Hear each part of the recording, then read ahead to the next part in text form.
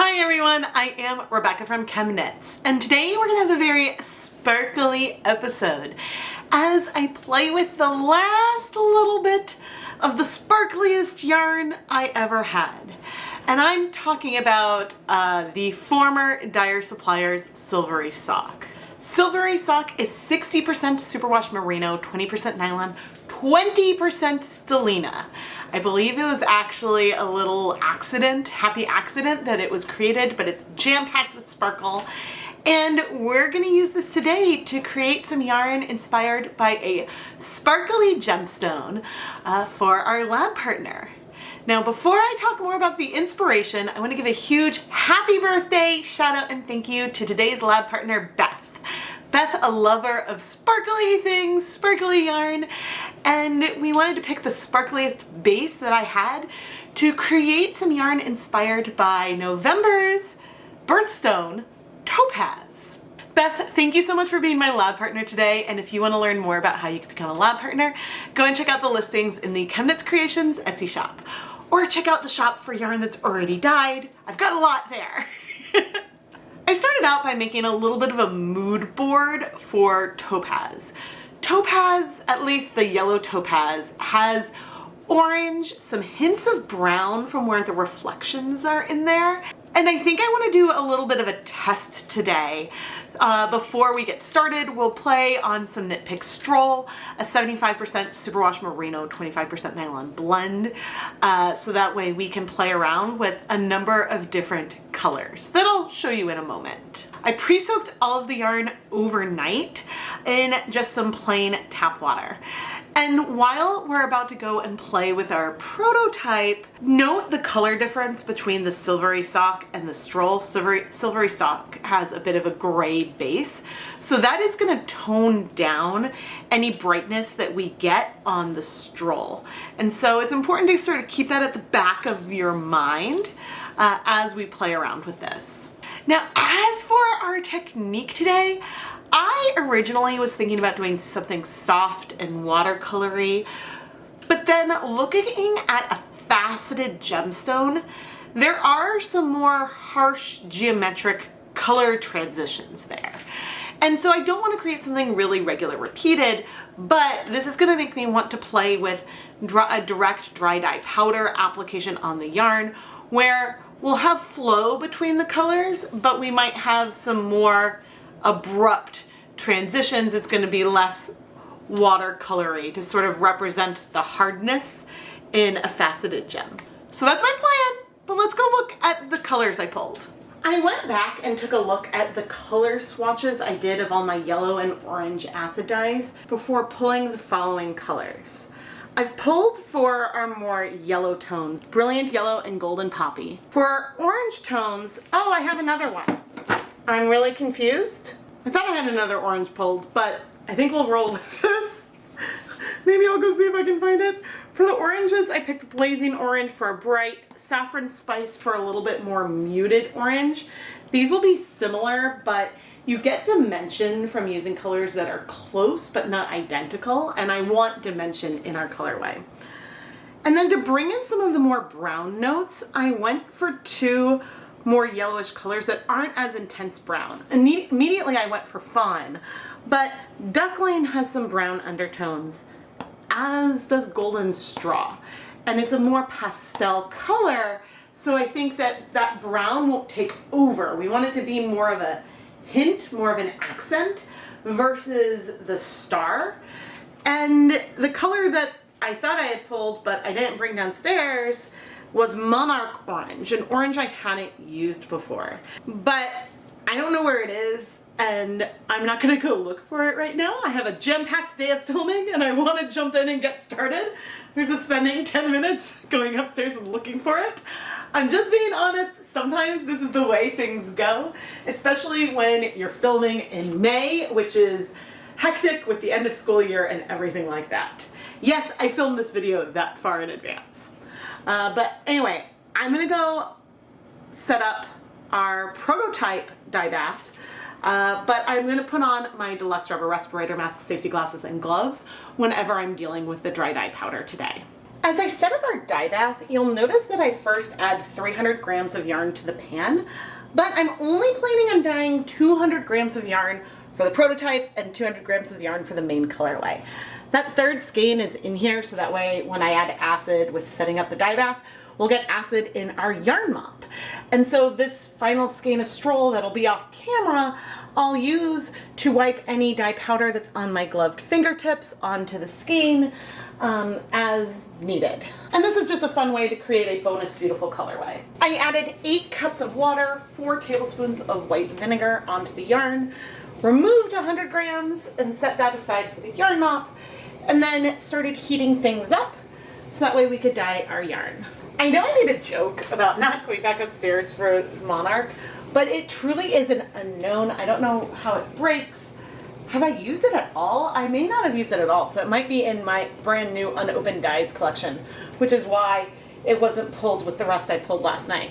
But these other colors I've pulled are a known entity, so I don't think that the colorway will be lacking if I don't use it. I wanted to start with our browner tones before shifting and moving in. And so I started with the duckling, which I liked. It gave a very little amount of brown, which I thought was really, really good. But then the golden straw was a little bit too green, and in fact it even broke a little bit green, and so I set it aside because I didn't want to use it. Next I played with the saffron spice, and I liked that more muted orange tone a lot. But I'm going to want to have a light hand with this and any other orange because I don't want that color to be too intense. Even though I know that when I shift from this to the silvery sock, I can be a little more intense because things are going to be a little more muted with the silver. But anyway, I'm going to want to have a light hand with those oranges. Blazing orange might be a little too intense. It might be a little too pink for the earthiness that I have here.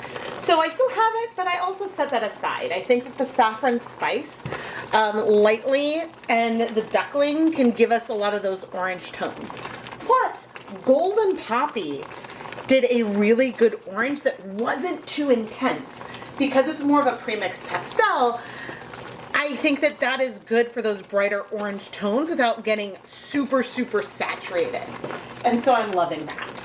Then I brought in the brilliant yellow and went a little bit all over. It's very bright, but I think that that's okay. And some of that brightness will get a little bit more muted as we flip and add more color. Plus, I can always add a lot more duckling to help mute things out, but I think that the brilliant yellow will be the finisher. So that means I have our colorway narrowed down to 4 main colors, and I just have to finish up this prototype level. I waited 10 minutes before flipping the yarn and adding more color to the other side. I did flip it again after waiting 10 minutes to see if I wanted to add any color to the middle, but with 200 grams of yarn in the pan, I figured that the coverage would be good. I don't mind some pastel or white sections as long as there's not a huge, long, uninterrupted white section. When I decided that I was done adding color, I added 8 more cups of water plus 4 tablespoons of white vinegar. I plan to reuse this dye bath for the next stage, and so this will have us water at the same proportions I started with. Plus, as we're heating things and some water evaporates, that means that we'll still have liquid in here, so that will be good. But then I let everything heat for 30 minutes from the last time I added dye, so then we could remove this prototype yarn and get ready to dye the start of the show. I think there was just one batch, and maybe it's the slightly shorter zip ties that's more fragile. Because I have zip ties sometimes snap, they get rigid, but breaking like this is just odd to me. Odd, but slightly more common as time goes on. Okay, here is our sparkly silvery sock. Now with stellina, too much acid can dull it, but I boiled yarn with stellina in 100% vinegar and it was fine. So I am not concerned, but I am gonna just let this heat up before we start adding dye. We have more water in here, But that's fine. It's gonna allow things to spread. And as far for the rate of zip ties breaking, maybe in all the dyeing that I do, 1 a week max, if I'm dyeing dozens of skeins of yarn. So percentage-wise, it's very low. It just always happens to happen on camera versus off camera. Woohoo, let's do this. I'm all respiratored up.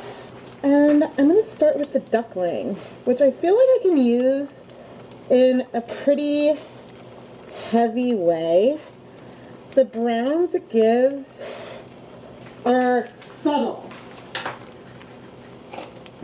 So it's less of a brown here and more of a light golden color. Now, it's okay if we end up with some speckles. I'm not mad about the idea of some speckles, but the goal is just to get a variety of color. All right, with the saffron spice, I'm gonna go really, really light. Add just little amounts of it. You can always come in and add more, but you can always add more dye, and it's not easy. It's not really possible to take it away. Okay, so far so good. I wonder if we'll shift some of the silver still in the gold. Sometimes it can get stained.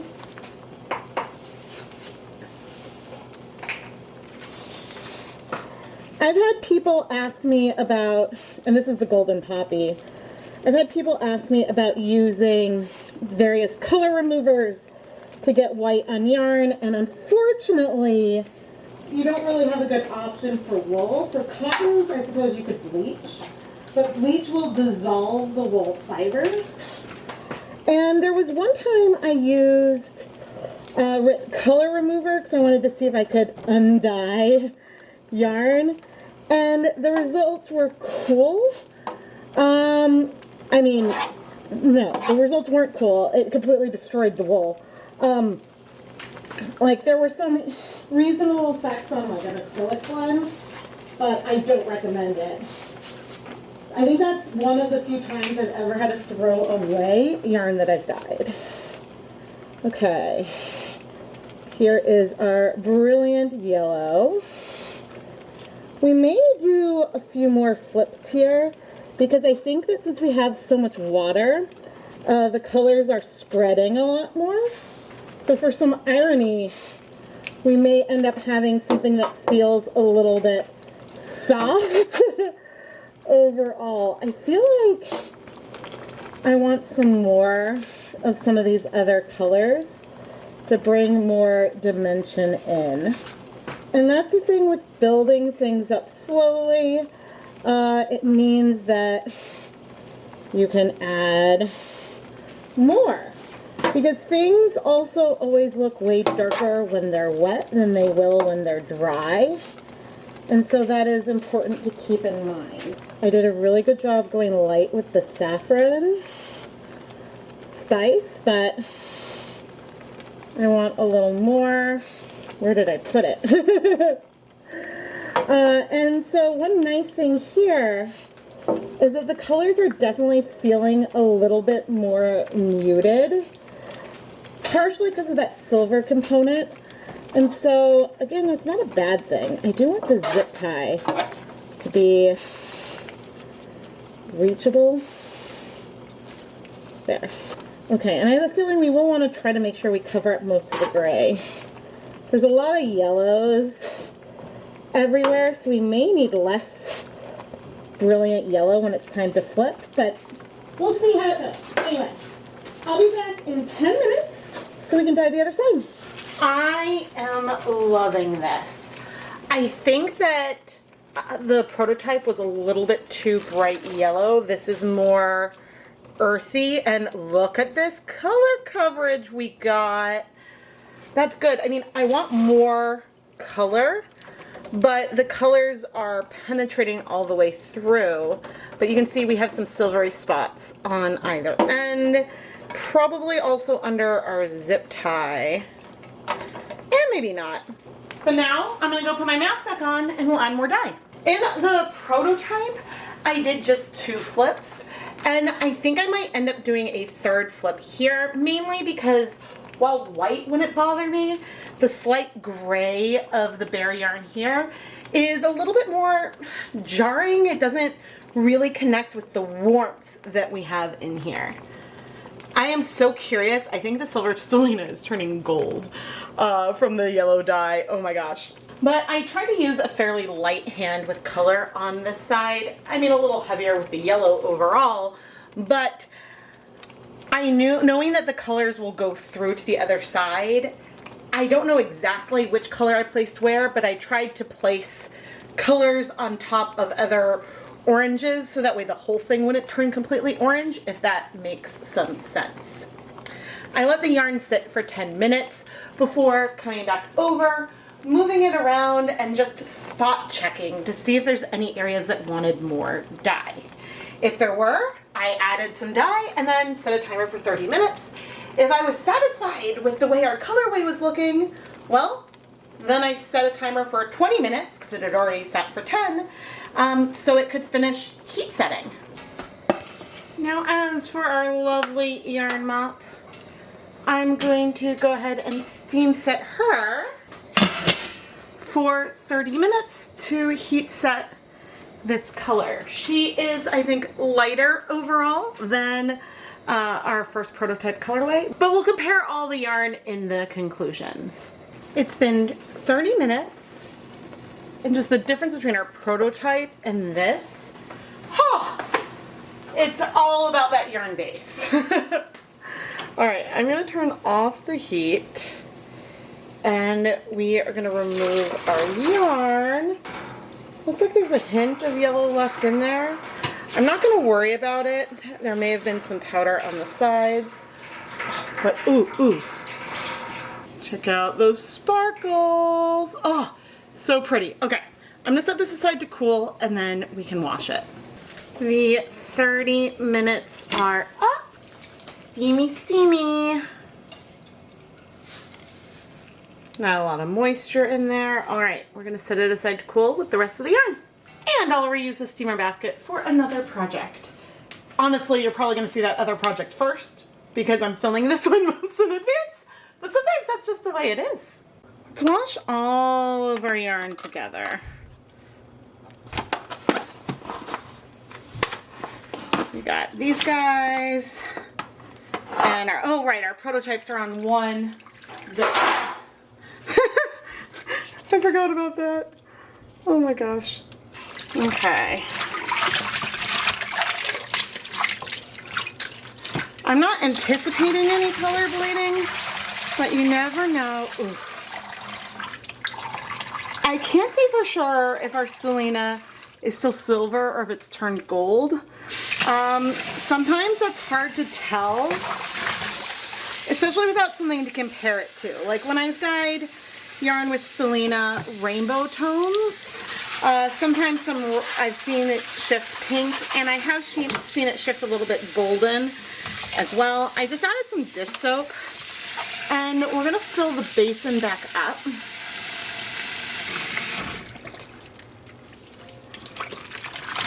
Okay.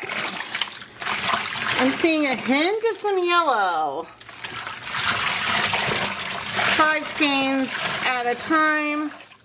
I would say for this much yarn, this little bit of yellow is not bad, but you know, we'll need to do some rinsing to remove it. Now, I always recommend that you wash your yarn with cold or cool tap water. Add a little bit more soap, because why not? You don't want to wash yarn dyed with acid-dyes hot, because heat can disrupt the interaction between those beautiful, colorful molecules and the yarn. And so if you want to make sure that you can see, you want to preserve those interactions, use cold water. Okay. Sometimes soap causes a little bit more bleeding to occur, but the nice thing about soap is that it also helps prevent backstaining. Not that backstaining would be a huge issue with these colors today, But if you were dyeing yarn that had big sections of white and big sections of yellow, you might not want to tint the white areas. And, well, I'm not going to go into the chemistry there because I would just be making some hypotheses. All right, let's see.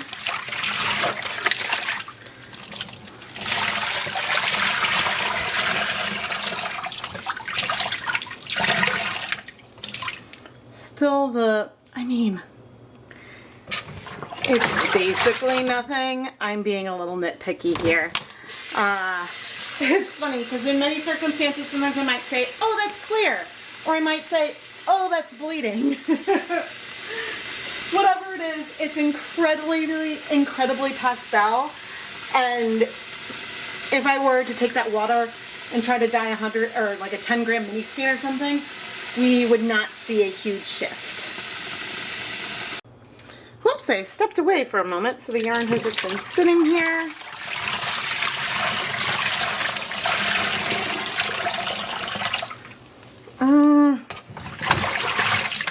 All right, one more rinse.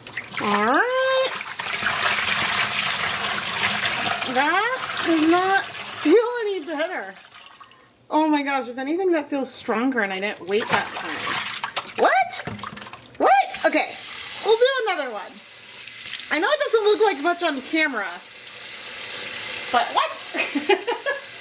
The good news is that no color is coming off on my hands or anything. The bad news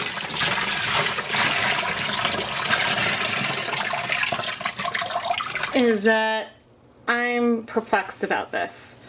So,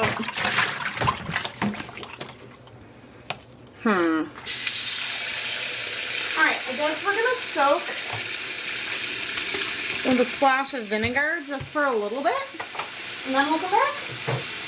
Okay, let's see.